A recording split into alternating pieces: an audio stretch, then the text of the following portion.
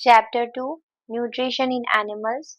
आज एक important topic cover करेंगे, वो है ह्यूमन बीइंग एंड अमोइबा में जो न्यूट्रिशन है उसका सिमिलैरिटी एंड डिफरेंस दोनों आज डिस्कस करना है।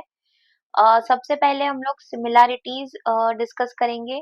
अमोइबा एंड ह्यूमंस रिक्वायर्ड एनर्जी, दोनों को एनर्जी की जरूरत होती है किस चीज के लिए? Growth and maintenance of their bodies.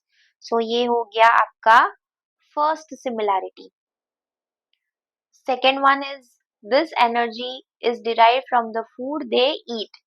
The food is in a complex form and is therefore broken down into simple form by process of digestion. So second है, दोनों के अंदर ये digestion की process होती है।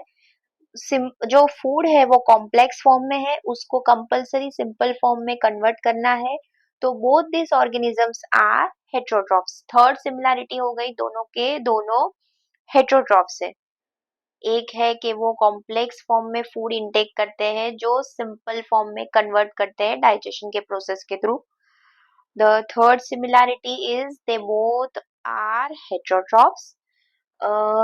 सो हेट्रोट्रॉफ्स का मतलब तो हमें पता ही है कि वो अपना फूड डिराइव करते हैं प्लांट्स या एनिमल्स से दूसरे।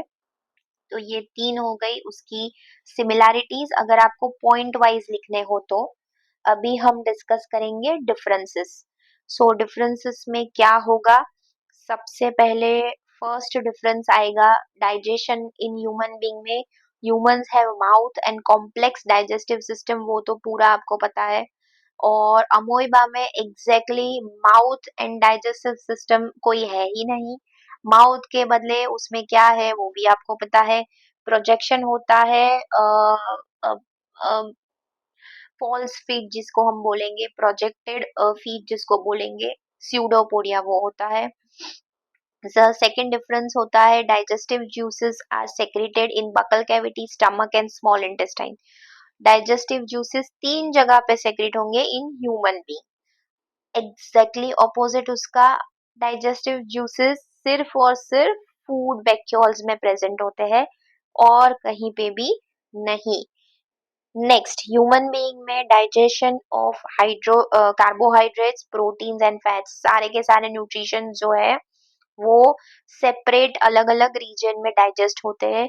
और एग्जैक्टली उसका ऑपोजिट, फूड कंपोनेंट्स जो भी होंगे सारे के सारे वो अमोएबा में सीधे वैक्यूल में ही डाइजेस्ट होंगे। उसके लिए उसके अंदर सेपरेट कोई रीजन्स नहीं दिए हैं। तो ये हो गया आज का टॉपिक। आपको ये पूरा सिमिलैरिटी और डिफरेंस एक ही क्वेश्चन बना के उसमें इस तरीके से पॉइंट वाइज जैसे मैंने हाईलाइट किया है वैसे आपको लिखना है।